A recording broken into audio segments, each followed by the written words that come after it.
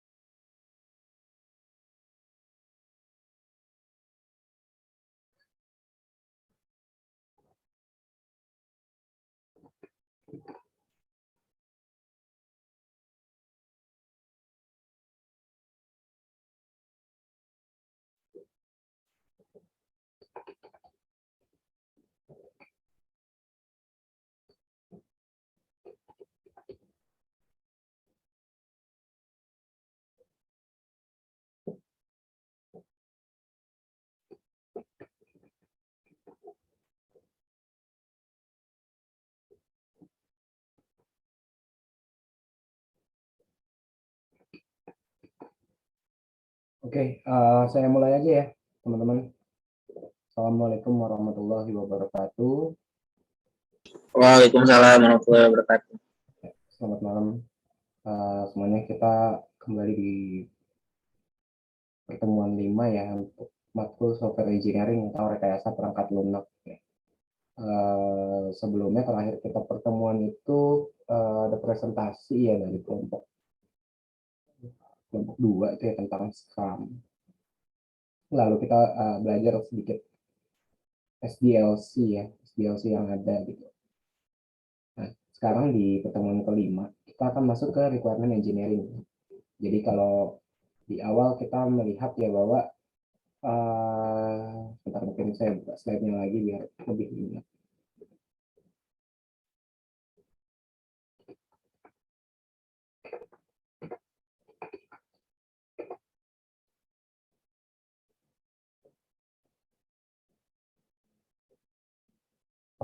Sorry, terakhir pertemuannya tentang ini ya, tentang project management ya. Oke. Ya, kemarin ada soal project management, berarti di pertemuan 3.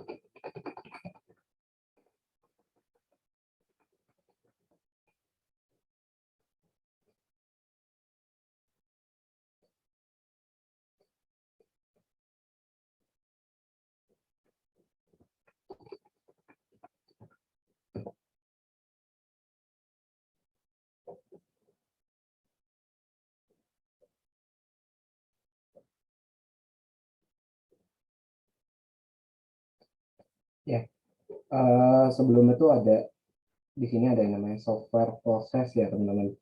Masih ingat ya, ada software proses, yaitu pertama ada communication, planning, modeling, construction, or build. Jadi di depan itu ada yang namanya tadi requirement ya, requirement engineering. Jadi adalah proses di mana kita mengumpulkan requirement, di sana kita mengidentifikasi juga kebutuhannya seperti apa, terus kita kadang kita mentranslate juga ke dalam bahasa ke sistemnya juga sih. Biasanya dari situ kita akan coba engage orang teknikal juga gitu, buat dapetin requirement-nya. Nah, jadi tahap di software proses itu adalah di tahap communication ya, requirement. Nah, nanti ada serangkaian prosesnya juga di dalam requirement engineering kayak requirement elicitation, lalu ada requirement specification, lalu ada requirement verification and validation, lalu ada requirement management. Nah, nanti kita akan belajar. Oke, next slide.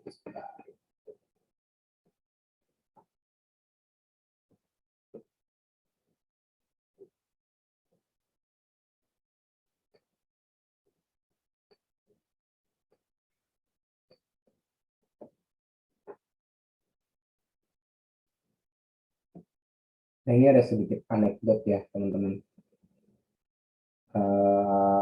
Ada 2 percakapan gitu antara user dengan kita orang IT ya. Biasanya diakomodir oleh business analyst biasanya di requirement ini.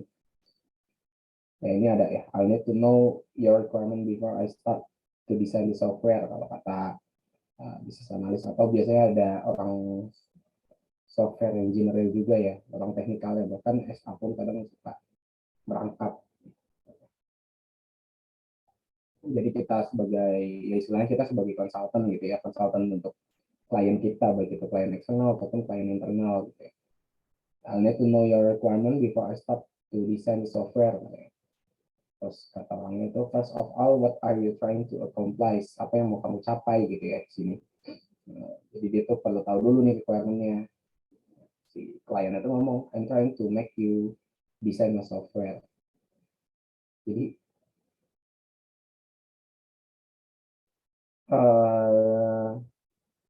dia tuh pokoknya pengen si konsultannya ini, pokoknya lu desainin deh software gua gitu, kayak gimana kayak gitu. Terus dia tuh pengen kita tuh ngedesain dulu software seperti apa gitu, nanti baru dia mikirin, oh ini butuh, ini enggak, ini butuh, ini enggak. Terus ada kan ya, ini orang konsultan ngomong, ini what are you trying to accomplish with the software. Nah, jadi apa yang mau balikin lagi tuh, apa yang mau dicapai dari software tersebut gitu.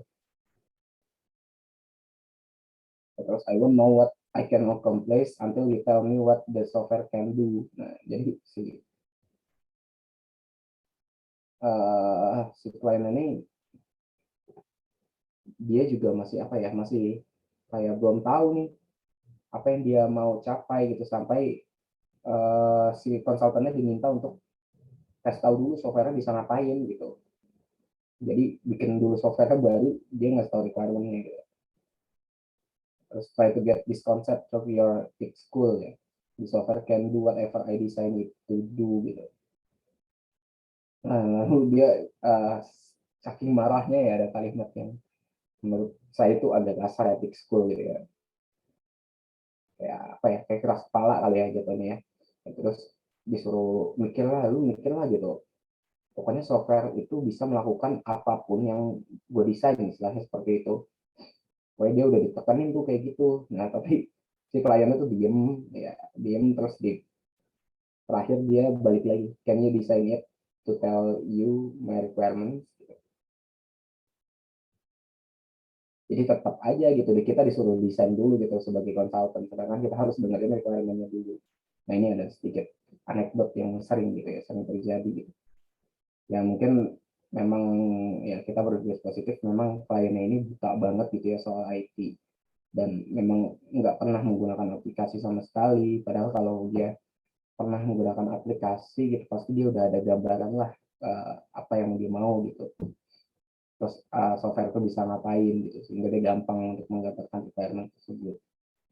Makanya kalau teman-teman kerja di perusahaan tuh kadang beberapa staff di bisnis gitu yang bukan kaitannya IT, itu dia punya orang IT. Harapannya itu ketika dia mendesain sebuah produk itu lebih smooth gitu jalannya, lebih lancar, karena dari awal udah ketahuan nih ini bisa, ini enggak kayak gitu. Biasanya sering sering seperti itu gitu. Bisnis tuh biasanya ada orang IT. Nah, selain buat desain sebuah produk, biasanya orang IT tersebut di kayak digunakan untuk melakukan testing gitu, UAT, karena dia kan paham mungkin sedikit teknikal gitu ya, sehingga dia ada background IT. Nah, jadi gini ya, do you think klien mengetahui apa yang dibutuhkan, klien dapat mengungkapkan apa yang diinginkan, klien memahami fitur-fitur yang dibutuhkan dan ingin dirancang. Jadi kan kita berpikirnya pasti produk dia mau buat sistem. Sorry, koneksi saya masuk nggak ya? Ini ada notif connection unstable. Aman nggak ya, teman-teman? Halo? Ya, halo Pak. Suara saya aman nggak ya? Uh, Aman sih Pak, cuman agak sedikit ini gema kali ya, atau kurang Oh, keras oke, oke. Masih ya, masih gema ya? sedikit Pak, agak ngedengung gitu sih. Oke, bentar.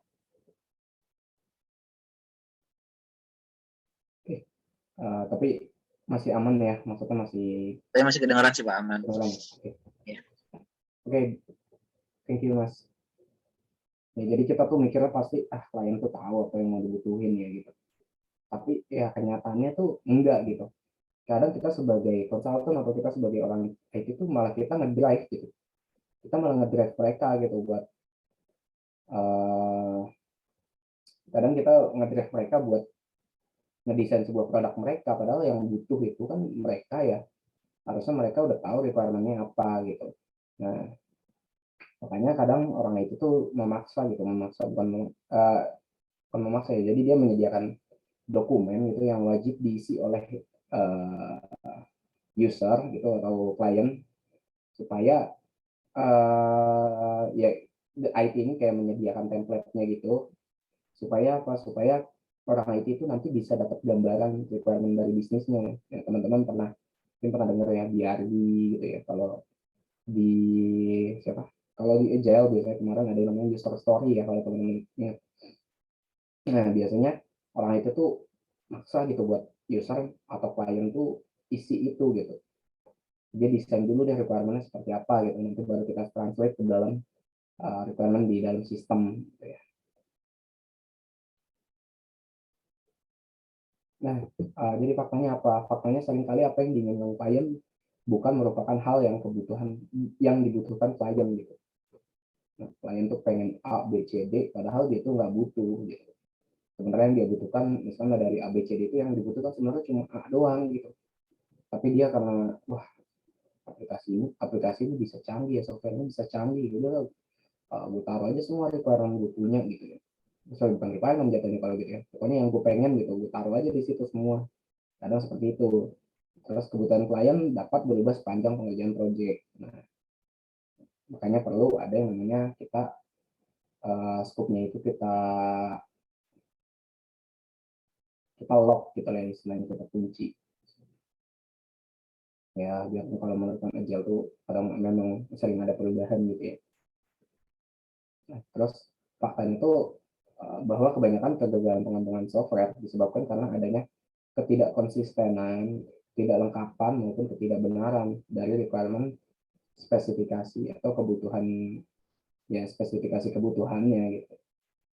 Sering itu yang uh, terjadi gitu di dalam pengembangan. Oke, lalu lanjut ke definition of requirement ya. Ada dua sudut pandang. Yang pertama ada sudut pandang klien, yang kedua ada sudut pandang pengembang. Nah, kalau sudut pandang klien yaitu suatu kebutuhan pengguna atau suatu fitur, fungsi atau sifat karakteristik dari sistem yang diperlukan. Ya, jadi atau sifat atau karakteristik dari sistem yang diperlukan untuk mendukung sebuah bisnis mereka ya gitu. Baik itu penjualannya atau itu operasionalnya seperti itu. Sedangkan menurut sudut pandang pengembang, yaitu apa yang harus diimplementasikan pada sistem atau merupakan batasan pengembangan sistem. Jadi kalau sudut pandang klien ya dibicara soal fungsionalnya aja gitu ya. Kadang kalau kita sebagai pengembang tuh kita langsung mikirin tuh di dalam aplikasi kita tuh udah punya fitur seperti ini nggak ya, kita bisa ngembangin dengan ini nggak ya, kita punya service back end tuh udah punya belum ya yang seperti saya mau gitu. Nah, kalau pengembang tuh langsung mikirnya teknis biasanya ya. Tapi sebagai pengembang sih kalau bisa teman-teman pelajarin juga bisnisnya gitu ya, supaya kita nantinya ke depannya bisa kasih insight lah bahwa emang yakin ini dibutuhkan gitu buat bisnis lo gitu selama klien. Dan memang kalau kita mendevelop sesuatu gitu, kita membangun sesuatu, kita tahu proses bisnisnya seperti apa, lalu value dari bisnisnya seperti apa, itu kita kadang jadi lebih antusias gitu mengerjakannya. Jadi ya seru gitu dibanding kita cuma ngerjain kelar kasih udah gitu ya. Jadi biarpun kadang teman-teman sebagai pengembang jadi developer ada BA-nya sendiri. Nah, teman-teman juga kalau bisa pelajarin itu untuk jadi seorang BA itu seperti apa gitu. Jadi kita tetap harus belajar itu ya, tapi jaga-jaga jaga batasan juga gitu. Jangan sampai scoop orang kita ambil, ya sekadar kita tahu sih nggak masalah ya. Kadang dari bagian lain pun kayak BI itu pasti sharing-sharing lah, ada sharing knowledge-nya juga lah, seperti itu. Ya kalau teman-teman mungkin udah ada yang merasakan gitu yang terjadi pengembangan sih udah harusnya udah familiar lah dengan itu gitu. Cuma yang nanti akan terjun tuh ya ini masukan sih supaya jangan terpaku oleh skop kerjaan kita aja gitu. Kalau bisa kita sambil belajar uh, bagaimana bagian lain gitu ya, bagian lain bekerja gitu, terutama di bagian bisnisnya. Oke, lanjut ya, tipe tipe kebutuhan ya. Pertama ada functional requirement, berisikan apa yang dapat dilakukan oleh sistem dan apa yang tidak dapat dilakukan. Ya, biasanya berisikan apa yang diinput sistem, bagaimana proses dan apa outputnya. Biasanya seperti itu ya. Bicara soal fungsional itu ya kita punya modul-modul itu inputan, proses dan outputnya itu pasti uh, harus didesain dengan sebaik mungkin ya. Intinya fungsional itu kayak modul-modul utama gitu ya, modul-modul utama yang memang harus ada gitu di dalam sebuah sistem, dan itu untuk mendukung kebutuhan bisnisnya.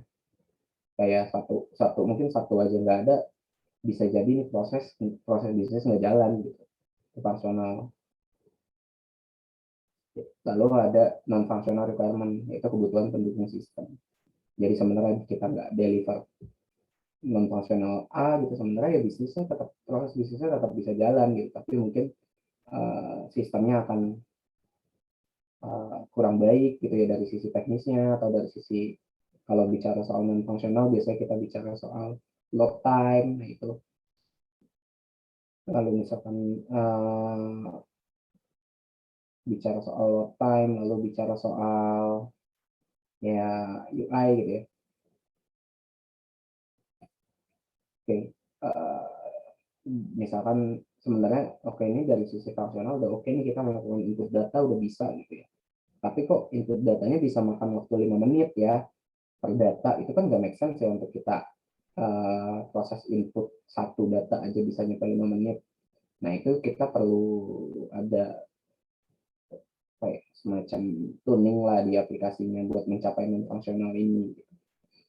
Ya lalu misalkan non fungsional dari sisi security, let's say untuk encryption kita udah punya standar, uh, kita punya standar gitu ya, formatnya beda, ada kalau di zip gitu ya ada AES256 gitu ya, kalau encryption kan ada AES256 ya. Tapi sebenarnya kita nggak encrypt pun ini bisnis tetap jalan gitu. Jadi sebenarnya nggak masalah gitu kita mau pakai encryption apa aja, tapi karena ada kebutuhan khusus yang mungkin itu jadi suatu mandatory, itu harus di deliver. Oke, itu fungsional dan fungsional. Lalu ada contohnya ya, example functional requirement ya. Pertama ada transaction handling ya. Nah ini kayak validasi lah, if-nya gitu, supaya data yang masuk tuh sesuai dengan rule gitu ya. Lalu bagaimana kita try catch-nya, bagaimana kita menerapkan alertnya. Nah ini transaction handling. Lalu bagaimana perhitungan kalau kita punya formula, itu di sini.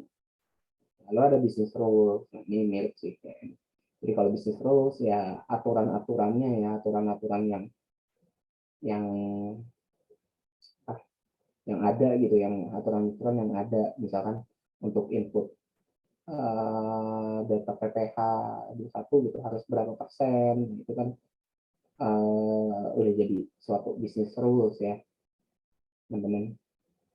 Nah, lalu ada certification requirement, nah teman-teman butuh pakai SSL kayak gitu ya, itu kadang mandatory juga gitu ya.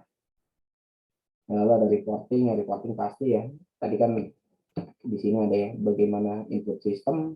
Nah, input system biasanya ada di business rule ya, sama transaction handling, lalu bagaimana prosesnya.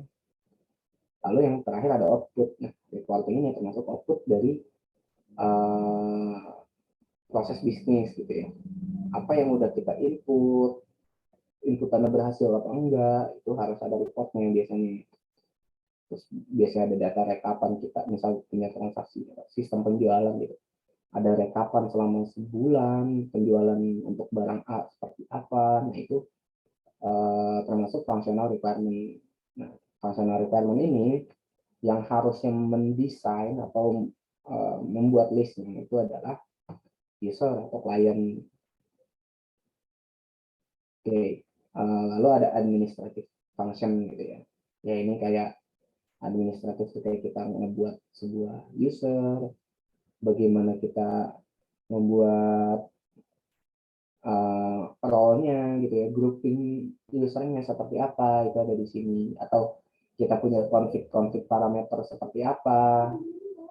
Kan kadang kita punya parameter-parameter gitu ya di dalam sebuah sistem. Nah ini diinput di sini.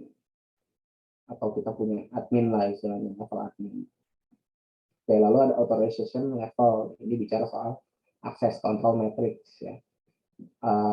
Kita punya user atau role itu, kita punya user atau role itu bisa akses menu kemana aja, bisa melakukan apa aja.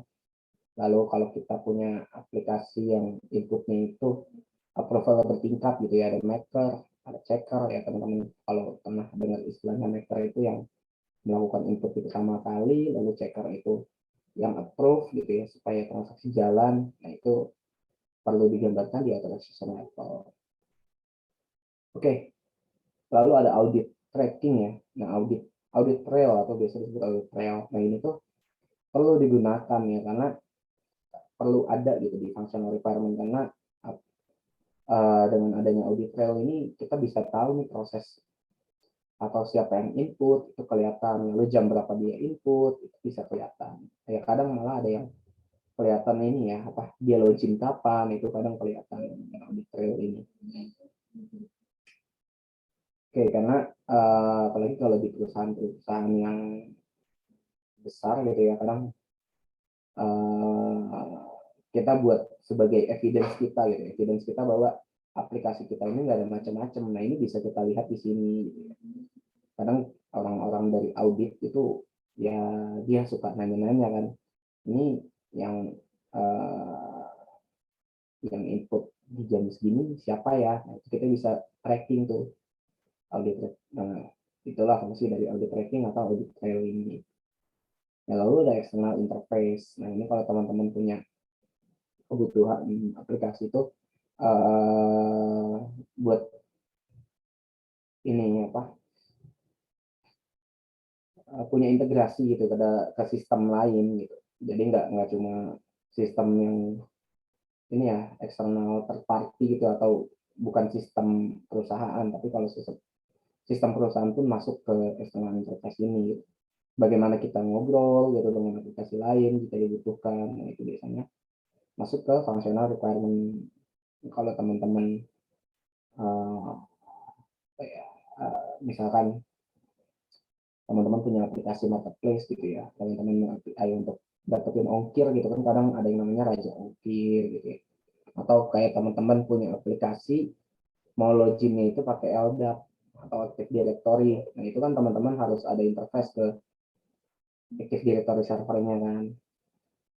Lalu teman-teman mau kirim email ya, punya kirim email pakai SMTP gitu. Nah SMTP-nya itu pakai yang punya SMTP servernya teman-teman. Nah itu perlu ada interface juga. Nah itu biasanya ada kebutuhan. Lalu ada historical data management yang sebelum terakhir ini ya.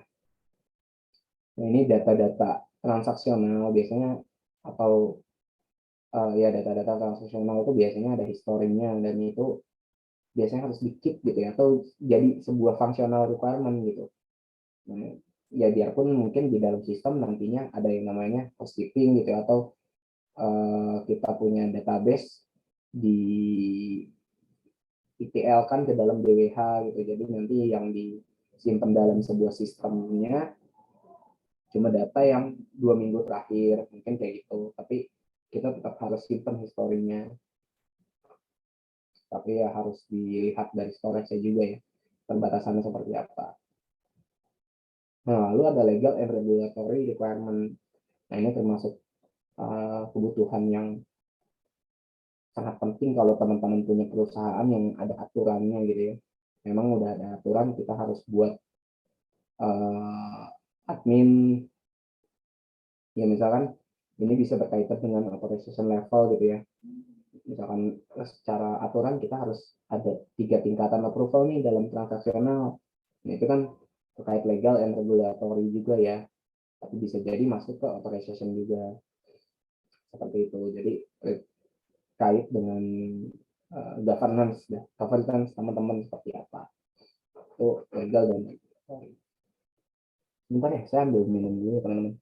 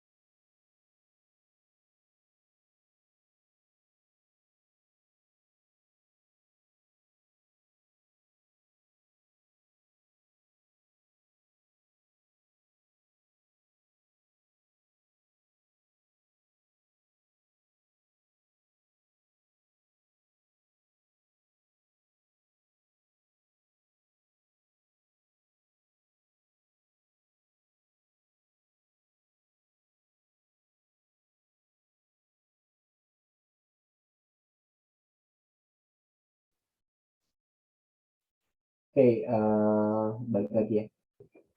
Nah, itu adalah contoh dari functional requirement. Kalau tadi ada dua ya, fungsional dan non fungsional. Nah, ini termasuk non fungsional seperti apa sih? Nah, ini contohnya. Nah, jadi non fungsional requirement ini bisa jadi ada beberapa parameter ya teman-teman. So, availability-nya, reliability, ergonomi, portability, memory, response time, safety, dan security. Nah, ini ada contohnya dari sisi parameter availability, requirement-nya adalah 24 jam non-stop, kecuali ada maintenance atau perbaikan sistem. Nah, ini kan bisa jadi sebenarnya aplikasi itu tuh dipakainya di working hour ya, misal 8 jam, tapi dia pengen aplikasinya itu 24 jam non-stop. Nah, itu kan termasuk kebutuhan non-fungsional ya. Itu kita perlu challenge lagi sih ke user. Kenapa harus 24 jam non-stop gitu. Ya misal kalau kita matikan gitu, kita matikan di 24 apa enggak 24 jam gitu. Bisa jadi nanti pas kita start aplikasinya lagi makan waktu gitu, atau teman-teman sewaktu-waktu orang yang mengerjakan itu bisa lembur gitu, daripada dia harus batasin gitu, mendingan ya udahlah kita 24 jam aja kayak gitu. Nah, itu jadi non fungsional ini kalau bisa kita kita tanyakan lagi sih ke user tuh, atau jika non fungsional ini datangnya dari tim lain gitu ya, kayak dari orang RIX gitu, orang infra, ya kayak contoh memori ya, minimum memori 128. Ini kita perlu tanya lagi sih justifikasinya apa, biar ujung-ujungnya kita ngikut juga, karena memang udah ketentuan regulator ya, kadang governance seperti itu ya kita harus ikut. Mungkin ada ya kalau memori mungkin mereka buat jagain threshold gitu ya, jadi kalau aplikasinya kenapa 128, supaya aplikasinya itu nggak nyentuh berapa puluh persen gitu usage-nya, mungkin ada hitung-hitungannya mungkin di mereka, tapi kalau bisa sih kita tanya juga sih, kita juga tahu gitu. Hey, lo ada reliability, Lalu kegagalan yang ditolerir sekitar 5%. Lalu ergonomi sistem informasi ini harus user friendly. Padahal secara fungsional tuh kita udah ada semua tuh modulnya, modul user management udah ada, modul input data master udah ada, input data transaction udah ada, tapi user nggak user friendly gitu kan. Sementara secara fungsional udah semua ya. Cuma karena dia punya kebutuhan user friendly ini ya kita deliver. Ya saya juga kadang masih bingung sih user friendly ini beberapa terasi itu ngomong termasuk non fungsional, tapi entah kenapa yang kulihat sekarang tuh user friendly itu termasuk fungsional ya, atau benar-benar itu mandatory banget gitu. Ya kan sekarang ada yang namanya UI UX gitu ya buat orang yang khusus mengerjakan ini gitu. Ya, itu uh, di ini aja sih, apa dipikir saya aja sih, tapi kalau menurut itu adalah non fungsional. Dan lalu ada portability ya. Aplikasi ini berjalan pada platform atau sistem operasi apa saja yang mendukung aplikasi berbasis web. Lalu ada memori, minimum memori sekian. Lalu ada respon time, tidak lebih dari 3 detik. Nah, dengan terus adanya seperti ini ya, respon time seperti ini, teman-teman kan harus memikirkan kebutuhan resource ini, infrastruktur ya. Bagaimana kebutuhan prosesornya, memorinya, storage-nya, gitu ya. Karena ini terkait respon time ya, bahkan network-nya juga ya. Kalau bicara respon time, bisa network itu berpengaruh. Oh ya, bagaimana di aplikasinya gitu ya, cara input datanya seperti apa gitu. Nah, itu juga perlu diperhatikan. Misalkan teman-teman ada data select ya, select gitu ketika kita buka. Ya kalau teman-teman buka mobile banking gitu, kadang tahu teman-teman ada yang pakai mobile banking kayak yang sekarang. Teman-teman di sini pakainya apa? BCA, Mas Fajar gitu?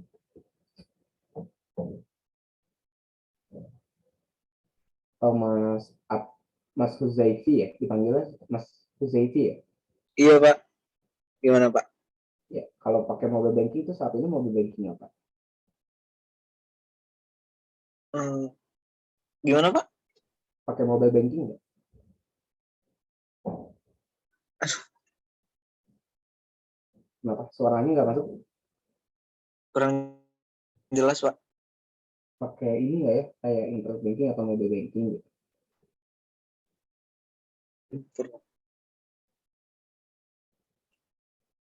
Halo? Halo, halo? Masih nggak jelas? Halo Pak, kedengaran Pak. Semua kurang jelas Pak. Nah, ini. Oh, oke, oke. Ya, contoh lah saya pakai Yobi gitu ya, atau uh, TMRW kalau teman-teman tahu. Itu ketika kita buka aplikasi, itu langsung ada yang namanya saldo gitu ya. Nah, saldo itu sementara teman-teman di belakangnya itu dia melakukan uh, get data gitu. Di belakang itu dia sementara melakukan get data. Nah, biasanya tuh kalau di mobile banking kita kliknya itu ketika kita awal buka aplikasi itu jangan terlalu banyak melakukan select. Nah, itu karena berpengaruh ke aplikasinya. Nah, sekarang sih kalau aplikasi-aplikasi mobile banking sekarang sudah pada cepat-cepat ya, ketika kita buka itu langsung muncul gitu. Nah, itu biasanya masuk ke non fungsional. Ya memang non fungsional ini kadang eh, kadang nggak langsung di deliver di awal gitu, kadang kita ya udah kita jadiin dulu aja gitu dengan respon time-nya seadanya, nanti nanti pas sudah seiring berjalannya waktu ternyata nggak bagus nih aplikasi dengan respon time sekian gitu. Itu kita perlu lihat lagi kan di dalamnya bagaimana prosesnya, bagaimana infrastrukturnya gitu. Tapi kalau ya mau ini sekarang sih oke oke sih, tetap gitu.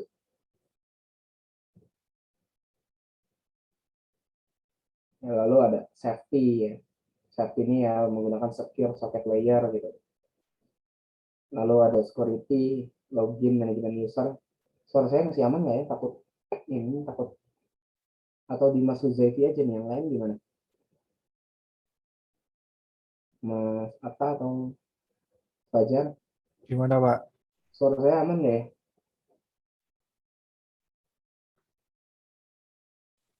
Kecil, Pak. Masih aman, Pak? Kecil banget ya? Iya, Pak. Kecil. Oh, bentar.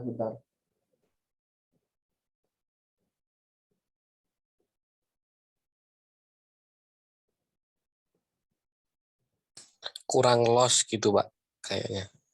Coba, halo. Sekarang gimana? Udah lumayan, Pak. Oh, nah sekarang udah aman ya? Udah. Oke. Lumayan, Pak. Ternyata settingan di Zoom ya. Sorry. Oke, tadi ke security ya. Ada sebagai contoh juga kayak encryption-nya gitu ya. Itu mungkin termasuk non-fungsional.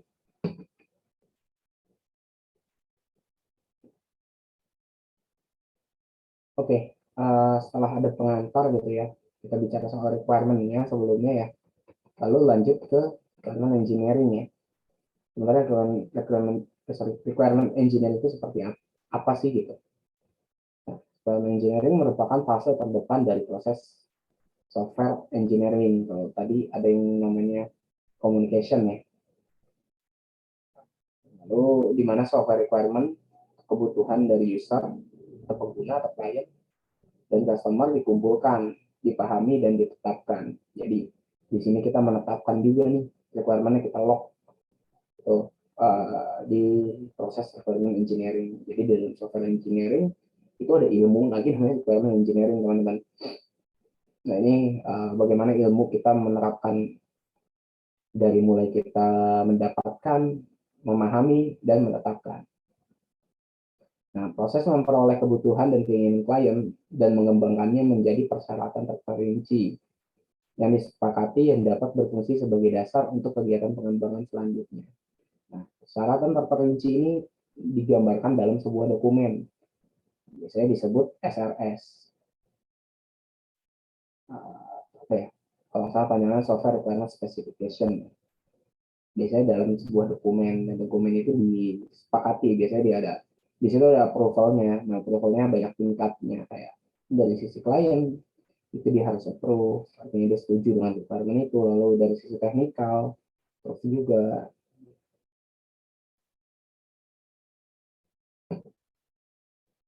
Nah, lalu tahapan-tahapan requirement engineering itu ada 4 ya. Pertama ada requirements elicitation, lalu requirement specification, lalu ada requirement verification and validation, lalu ada requirement management.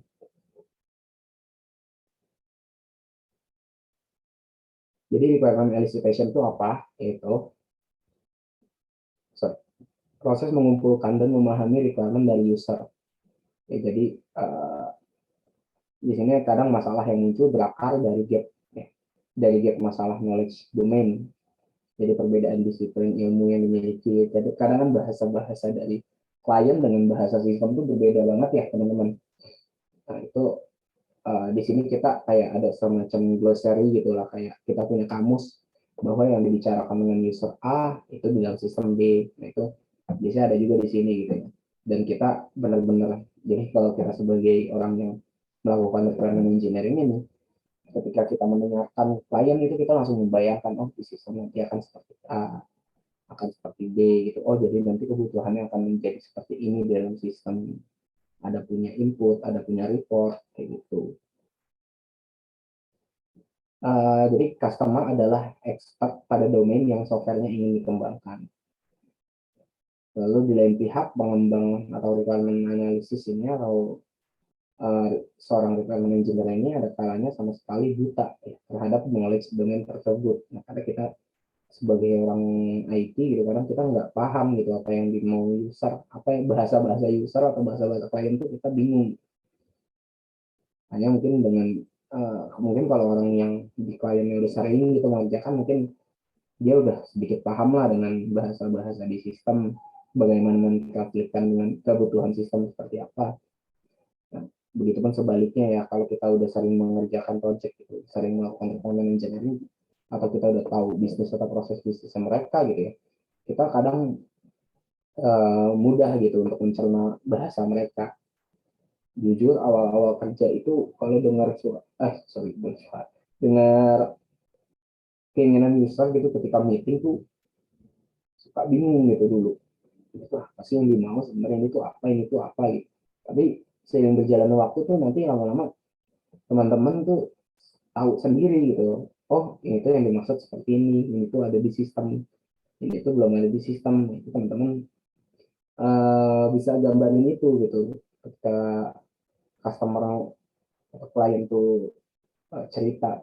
Nah, di dalam requirement elicitation ini biasanya kita harus punya apa ya? Punya empati lah, punya empati terhadap user. Kalau teman-teman kemarin di pertemuan pertama ya kalau nggak salah seorang software engineer itu soft skill-nya ada harus memiliki empati gitu terhadap user. Kita harus benar-benar memahami gitu pain point-nya mereka tuh apa. Pain point itu kayak masalah terbesarnya mereka tuh sebenarnya apa sih gitu. Karena kan kita ingin bantu mereka ya. Itu sebagai requirement engineer tuh harus tahu itu. Kita harus tahu pain point-nya mereka apa. Jadi kita bisa gambarin, oh ini loh yang mereka mau kayak gitu.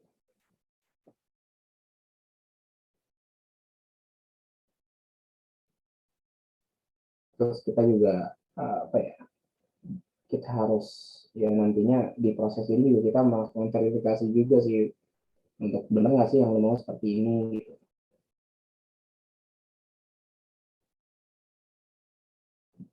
Jadi kan tadi ada gap knowledge ya antara klien dengan kita orang IT gitu atau requirement engineer. Nah, dengan harapannya tuh gap knowledge ini bisa bisa diatasi gitu dengan adanya interaksi terus menerus dan berulang yang tadi saya bilang, dengan adanya komunikasi terus-terusan gitu ya, kita ngobrol terus, kita gali lagi gitu, itu kadang kita langsung tahu gitu sebenarnya yang dibutuhkan tuh apa ya. Lalu interaksi tersebut dimodelkan gitu ya. Ya, nanti requirement expression juga ada ya, dengan jadi metode-metode kita mengumpulkan ini ada yang namanya interviewing, brainstorming gitu ya. Kita punya observasi itu juga ada di dalam requirement elicitation. Ya, lalu ada requirement specification, kombinasi requirement elicitation. Oke, lanjut. Nah ini ya proses mengumpulkan dan memahami requirement dari user. Itu adalah requirement elicitation. Oke, lanjut ya. Jadi di dalam requirement elicitation ini kita ngapain sih sebenarnya gitu ya teman-teman. Pertama kita mengidentifikasi stakeholders. Artinya ketika kita mendengarkan dia cerita lah, dia curhat masalahnya A, B, C, D gitu. Dan poinnya seperti ini, kita langsung mikirin, oh ini orang-orang yang terlibat nantinya akan ada A, ada si A, ada divisi A, divisi B, divisi C. Itu kita mikirin di sini gitu. Lalu kita mengevaluasi risk project. Jadi dengan adanya requirement ini tuh kita harus punya assessment ya, risk assessment. Resiko-resiko dalam sebuah project ini akan ada apa sih gitu, baik dari sisi bisnisnya akan seperti apa risknya. Tapi biasanya kalau risk ini ada risk bisnis itu biasanya memang udah dipikirkan ya oleh klien, tapi ya kita nggak bisa terlalu percayalah sama klien gitu, kadang mereka juga belum mikirin gitu. Lalu ada risknya kayak kita kemarin di project management kan ada risk management juga ya, kita punya identifikasi risk apa nih nanti yang akan ada dalam pengembangan project, itu juga digambarkan di sini. Kita harus tahu gitu. Dalam elicitation ini kita udah gambarkan itu gitu, mitigasinya seperti apa.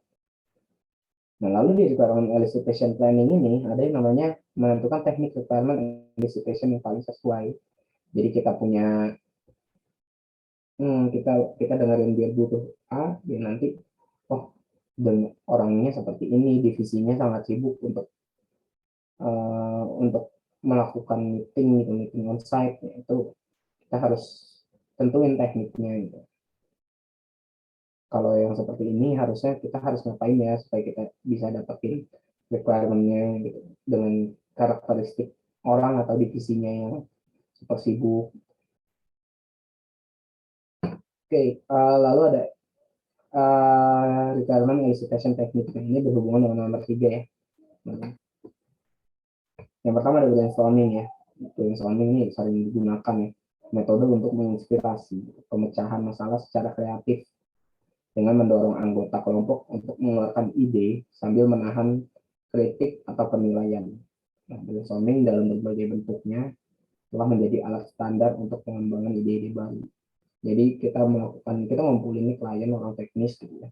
Kita kumpulin orang risk, biar kita kumpulin di dalam satu tempat, user cerita, udah kita bagaimana kita caranya supaya orang-orang stakeholder kita, saya sebut stakeholder gitu ya, orang-orang ini tuh bisa mengeluarkan ide-idenya gitu.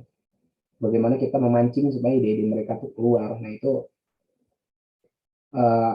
pasti ada ilmunya juga ya teman-teman. Itu yang diharapkan dari brainstorming tersebut tuh biasanya lebih cepat ya untuk mendeliver requirement-nya ya. Biarpun nggak sekali brainstorming langsung kelar gitu, kadang ya butuh beberapa kali gitu untuk brainstorming, karena beberapa yang kita harus, misalnya kita harus cek dulu gitu ya, persediaannya bagaimana. Ya lalu ada interview ini sifatnya kita udah menyiapkan gitu ya, menyiapkan pertanyaan-pertanyaan, nanti usernya akan menjawab gitu ya, kita tanya jawab lah interview ini. Lalu ada dokumen analisis. Ini kalau misalkan teman-teman punya klien yang super sibuk gitu ya, untuk diajak ketemu itu susah, ya udah kita minta dokumen berjalannya aja seperti apa gitu. Dari dokumen tersebut kita analisa deh, kebutuhannya nanti akan seperti apa. Ini proses dokumen analisis. Mungkin di beberapa skripsi nanti teman-teman akan melakukan dokumen analisis ini ya, untuk mendapatkan requirement. Lalu ada fokus group. Ya istilah kelompok diskusi atau FGD ya teman-teman. Focus group discussion saat ini sangat populer gitu, dan banyak digunakan sebagai metode pengumpulan data ya, dalam penelitian. Ya diskusi ini kayak bukan apa ya, bukan wawancara atau obrolan gitu. Jadi kita tuh udah punya poin-poin yang udah tertuju gitu. Outcome-nya itu seperti apa sih dari requirement gathering ini, requirement elicitation ini gitu. Jadi kelompok juga ya. Jadi kalau di sini tuh sifatnya kelompok, bukan individual. Ya lalu yang ketiga itu ada sifatnya tuh terfokus, bukan bebas. Jadi kalau melenceng gitu dari scope atau dari yang kita udah mau perjanjian kita bahas, itu harus kita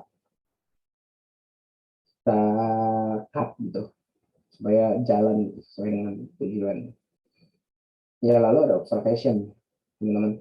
Kalau observation ya teman-teman terjun langsung di dalam proses bisnisnya gitu, teman-teman melihat bagaimana cara kerjanya itu, teman-teman mencari lah di situ, mencari apa sih sebenarnya pain point-nya, itu bisa dilihat dari observation. Lalu ada prototyping gitu ya. Prototyping itu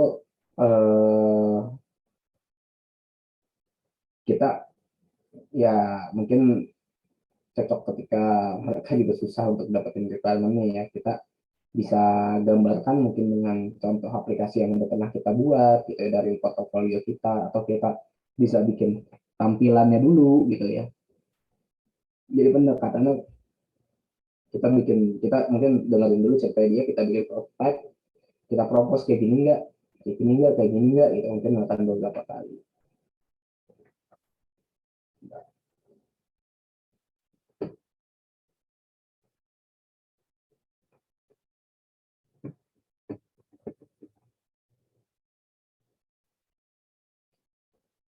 Sebentar ya.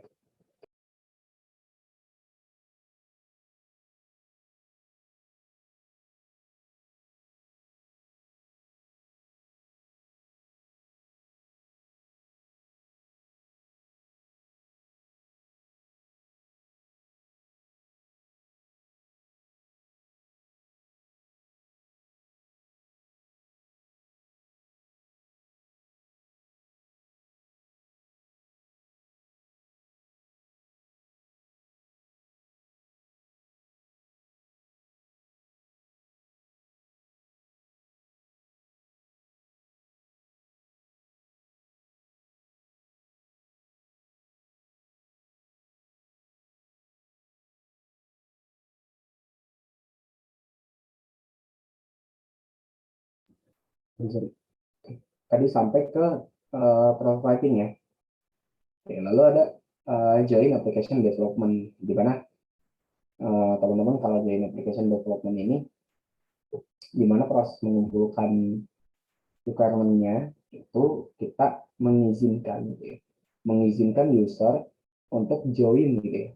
Untuk join dalam sebuah development-nya. Jadi sambil berjalan gitu barengan, kita bikin seperti ini, nanti kita di situ ada tektokan lah sama user. Kalau yang saya lihat dari JAD ini adalah cikal bakal dari Agile ya. Itu adalah joint application development. Jadi orang bisnis, klien tuh bisa langsung terjun gitu di dalam application development. Oke, lalu ada survei atau kuesioner. Kita udah nyiapin pertanyaan gitu ya. Lalu pertanyaan dijawab. Ini agak sulit, menurutku survei atau kuesionernya agak sulit untuk kita mendapatkan requirement yang sesungguhnya. Gitu.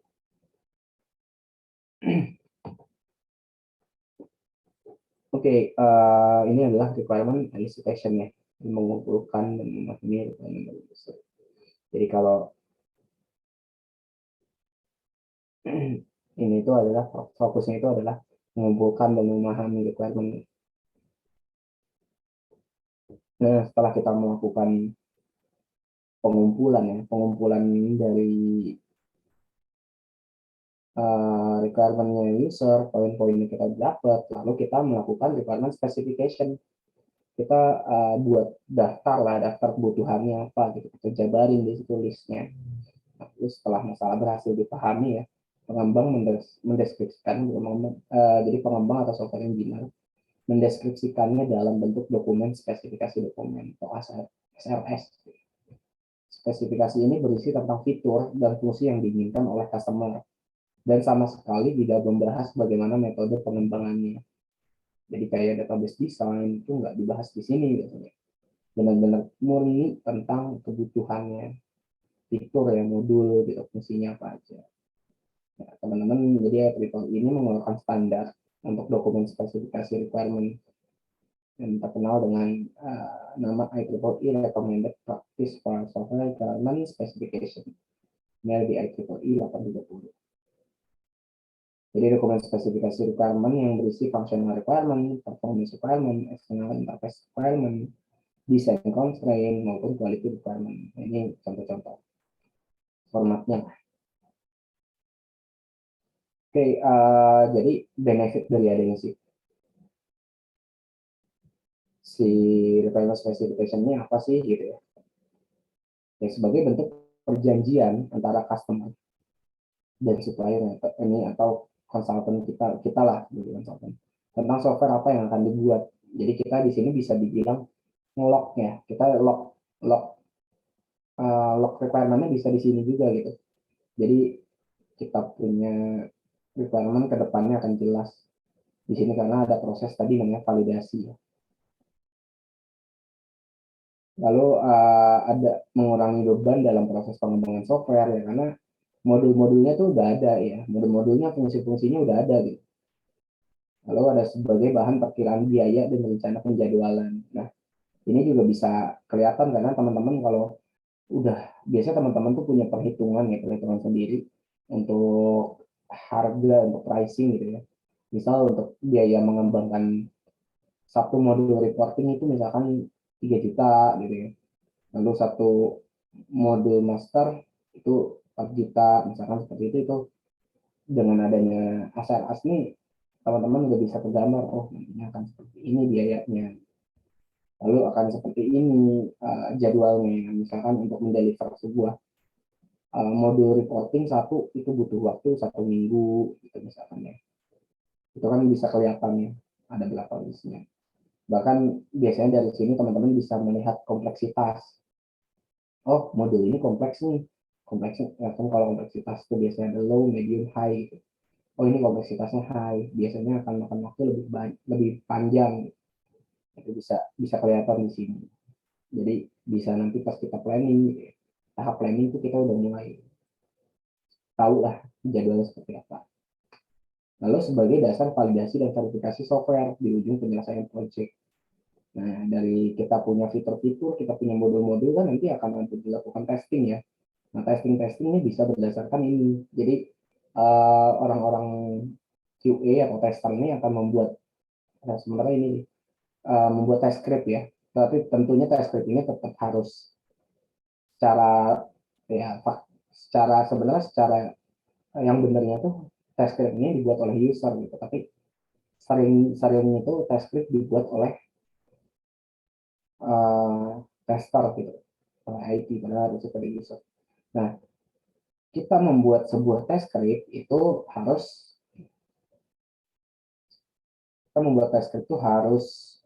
berdasarkan modul-modul yang ada gitu ya. Kan kita bisa lihat nih nanti apa aja gitu fungsionalnya, apa aja kita bisa tes berdasarkan itu. Kita bisa ukur gitu ya input proses outputnya itu juga sesuai atau belum. Gitu. Ya, lalu ada memfasilitasi transfer. Nah, maksudnya apa? Jadi software ini misalkan pengen ditransfer ke pengguna ya, ke atau kita bisa kita bisa dibilang kita punya transfer ke pengguna ini maksudnya kita mau buat sebuah blueprint gitu ya, apa aja yang ada gitu modul-modulnya, ini kita bisa menggunakan ini gitu ke user. Lalu kita mau transfer knowledge ke pengembang, misalkan pengembangnya ada yang resign atau harus digantikan, nah, dia bisa lihat ini modul-modulnya tuh ada apa, yang ada tuh apa aja. Oke, atau misalkan ya kita punya transfer gitu ke user. Nah, user itu tuh sebenarnya pengen melakukan sosialisasi lah ke divisi-divisi lain gitu bahwa dia punya aplikasi ini nantinya akan seperti ini. Nah, itu dia lebih mudah gitu untuk melakukan sosialisasi itu. Lalu yang terakhir ada mendasari perbaikan produk software di kemudian hari. Jadi ketika ada defect lah ya, ada defect atau ada cacatan gitu dalam sebuah sistemnya, kita bisa lihat yang cacat tuh di modul apa gitu, itu bisa kelihatan ya. Yang cacat ini sebenarnya udah kadang kan ini ya, kadang gini, pengembang tuh ketika mau cacat dia nggak mau ngakuin kalau ini tuh masuk ke scope gitu ya, masuk ke requirement. Nah, dengan requirement ini kita bisa jaga ini, oh ini masuk kok ke scope, kenapa nggak di deliver gitu. Seperti itu ya kan teman-teman. Itu benefit dari requirement specification. Nah, jadi karakteristik dari software requirement specification adalah pertama korek, benar. Bagaimana kita menguji kebenaran itu adalah dengan melakukan verifikasi dan validasi. Lalu unambiguous, tidak ambigu ya. Bahasanya itu jelas. Lalu komplit, nggak ada yang ketinggalan ya. Ternyata kita malah gambarinnya bukan pain point dari user, itu kan sebenarnya nggak dibutuhkan gitu. Lalu konsisten, ya harus konsisten ya jadi dalam software requirement specification ini supaya nggak maksudnya nggak berubah-ubah gitu. Nanti kalau kita udah pengembangan untuk berubah susah juga. Lalu rank for importance gitu ya. Jadi modul-modulnya itu biasanya diprioritisasi nih. Oh, modul dengan master, modul user management misalnya prioritasnya high, modul input data customer prioritasnya high. Nah, itu diprioritisasi juga tuh karena nanti akan akan berdampak ke pengembangan gitu. Mana yang mau kita deliver duluan gitu. Ya, lalu variable dapat diverifikasi ya. Jadi requirement itu dapat diuji lah istilahnya. Jangan sampai requirement-nya nggak bisa diuji. Gitu. Kayak dalam requirement specification-nya kadang tester itu dilibatkan. Nah, lalu modifiable artinya bisa dimodifikasi. Lalu traceable bisa dilacak. Jadi di dalam SRS-nya biasanya ada version history gitu ya. Ini version 1 ini tadinya tentang apa gitu, terus dia ada perubahan di version 2 versinya apa gitu, perubahannya apa. Nah, itu requirement specification. Oke, kita balik ke requirement engineering process ya. Requirement verification and validation itu ketika kita punya requirement udah digambarkan gitu ya di dalam sebuah specification, itu teman-teman melakukan kita verifikasi lagi nih ke user, kita validasi lagi udah bener belum sih yang dibuat, gitu. Udah sesuai apa belum sih dengan pain point-nya. Lalu kita melibatkan orang teknis juga, menurut kalian ini udah oke nggak gitu dari sisi teknikalnya. Lalu dari sisi tester ini juga kita harus validasi juga, verifikasi juga. Itu proses approval lah, biasanya di sini dibilang proses approval karena kita ya akan minta sign off gitu ya, ada lembar pengesahannya gitu. Lalu ada requirement management, yaitu proses menganalisa, mendokumentasikan, melacak, lalu memprioritaskan dan menyetujui persyaratan dan mengendalikan komunikasi kepada pemangku kepentingan terkait. Tahap ini menangani perubahan persyaratan. Jadi di manajemen ini bisa dibilang ada controllingnya juga gitu ya, monitoringnya juga dari manajemen. Oke, kayaknya udah ya untuk pertemuan hari ini terkait requirement engineering. Ada pertanyaan teman-teman? Mohon maaf Pak, baru join lagi.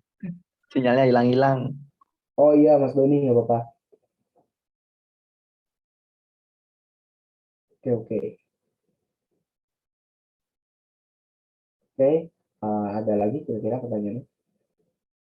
Nanti PTS-nya kita ini aja ya, buat dokumen aja, buat dokumen SRS ini. Jadi teman-teman dari sekarang mulai apa ya, mulai cari-cari deh projectnya teman-teman tuh mau apa gitu, produk yang mau di deliver, misalkan sistem informasi absensi karyawan gitu ya.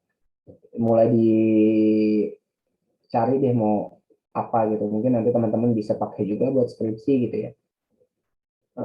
Jadi nanti kita buat SRS ini deh, nanti dokumen template-nya bisa dicari ya untuk IEEE, formatnya seperti apa, contohnya seperti apa gitu. Atau mau format lain ya silahkan gitu, uh, yang penting tergambar semua sih requirement nanti, karena akan saya cek.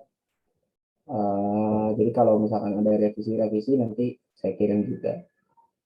Jadi bisa jadi sih ya, harapannya ini bisa teman-teman bawa juga nanti ke misalkan ada proposal atau skripsi. Mulai dicari ya projectnya apa gitu ya. Oke, ada lagi teman-teman?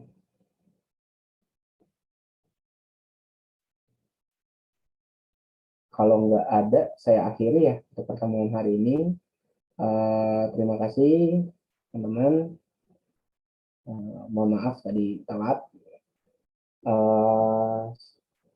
Assalamualaikum warahmatullahi wabarakatuh. Selamat malam teman-teman. Selamat istirahat. Waalaikumsalam warahmatullahi Terima kasih, Pak. wabarakatuh. Ya. Terima kasih Pak.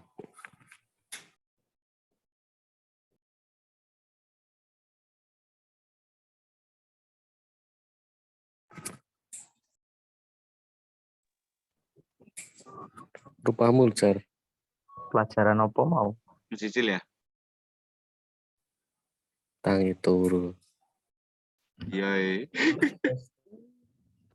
Diceluk ke pengen nganti 50 tau mau. Dan saya kenal Pak awakku Pak.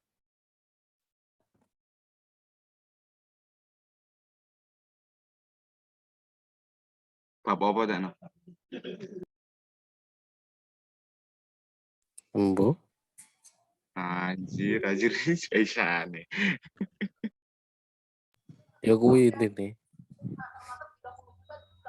Mas Leoni.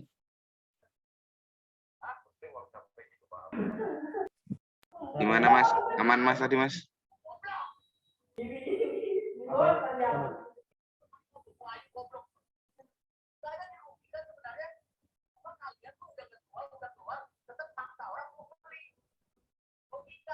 Oke, izin lanjut mimpi.